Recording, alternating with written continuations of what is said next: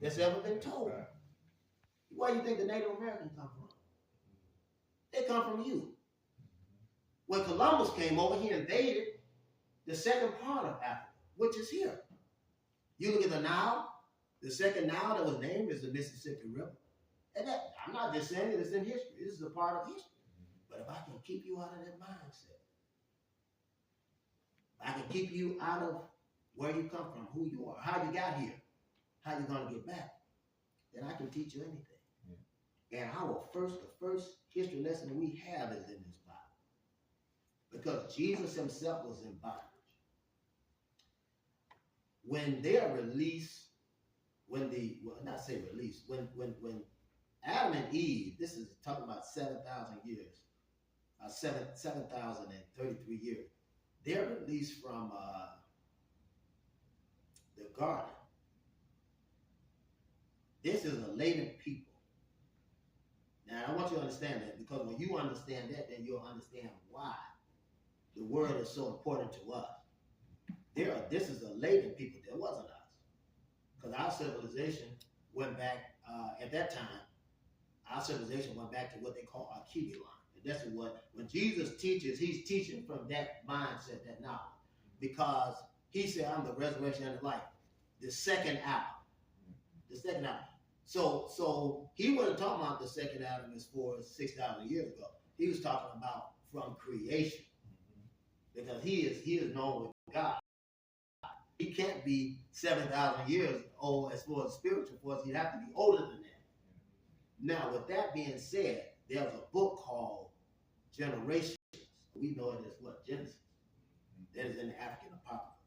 And I'm speaking from that mindset because it gives us a better understanding of why we're in church. We're not just in church because our parents sent us here.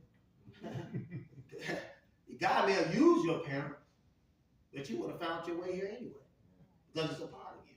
The Spirit of God is in us. Spirit of God is in us. Yeah. So when we see one another, we're the only people. I didn't know, it didn't take me long when I met, matter of fact, on the phone. And we talk about it all the time. But it didn't take me long to meet him. I met him as a brother.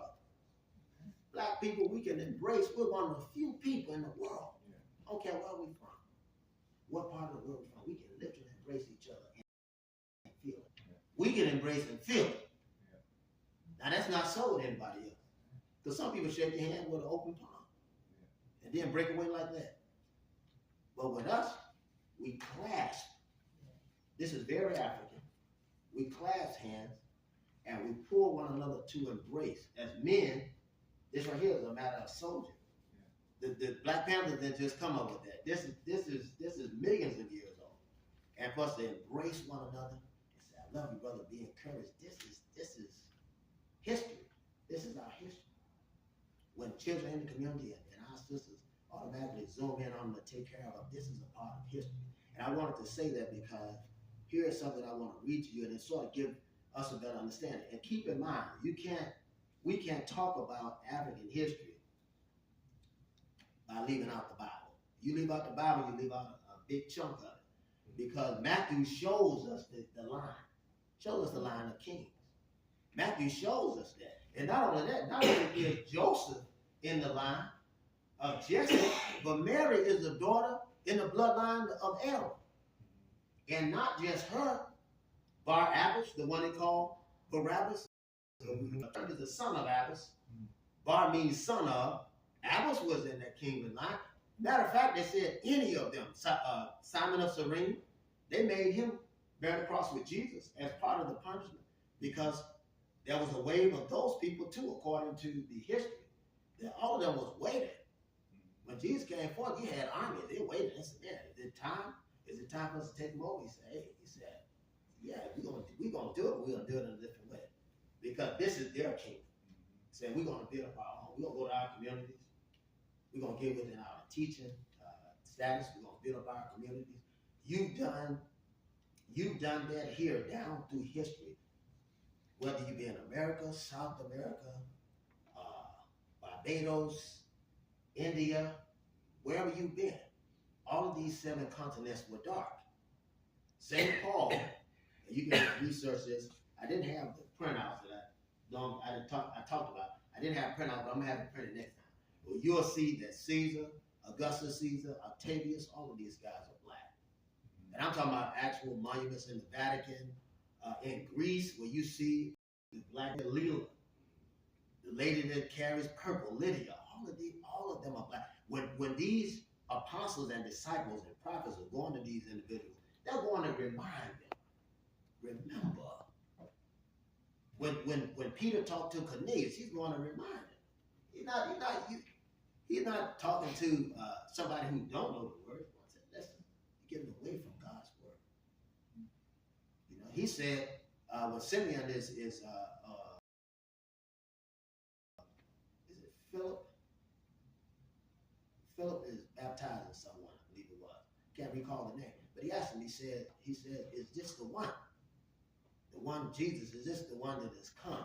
This is part of the prophecy. We talk about the coming of God, the fullness of the Spirit of God coming. I want you to understand that's both spiritual and physical. Because we will see the deliverance, salvation. That's a fact. That's not poppycock. You know, that's not just talk. That's going to happen. But we're also going to be in the mindset to receive him, and God do all of this stuff to bring us back to him. So in the book of Generation, this is the gospel according to St. Matthew. And this is one of the most important reads as far as our history in the Bible. Keep in mind, I say to you again, Tutmosis the third is David, son of Jesse. And that's very common in the African teaching, very common on the walls of Luxor. Was a Kemet. You know, they took it over. Named it Luxor now. So you got, you know, which means life.